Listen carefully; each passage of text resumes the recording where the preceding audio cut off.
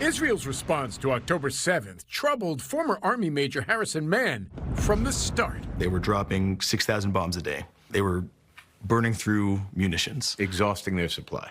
You know, it was very easy to link our support, which I was part of, to the killing in Gaza. What bothered this intelligence officer specializing in the Middle East the most? His view that the Israelis were targeting Palestinian civilians indiscriminately and that U.S. weapons made it possible. Were the Israelis using American weapons against civilians in Gaza?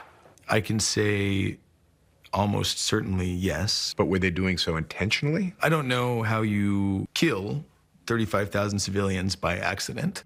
Israel insists it's doing its best to limit civilian casualties and that Hamas uses civilians as human shields. But that wasn't enough. Weeks later, Mann resigned, later explaining in a letter. At some point, whatever the justification, you're either advancing a policy that enables the mass starvation of children or you're not.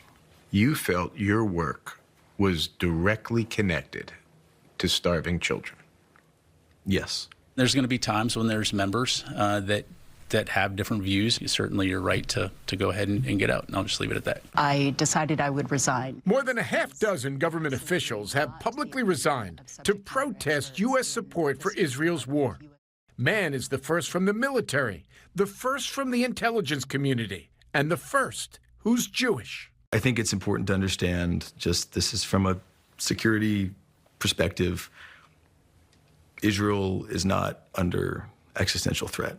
And what do you say to American Jews who would say to you, what are you talking about? If you are somebody who is really motivated by the concern to protect Jewish life, you should be fighting for them to conduct it in a way that does not turn basically the whole world against them.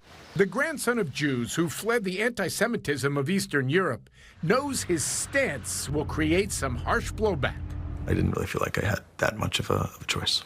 But he feels the only way to influence U.S. policy is to no longer assist those who make it.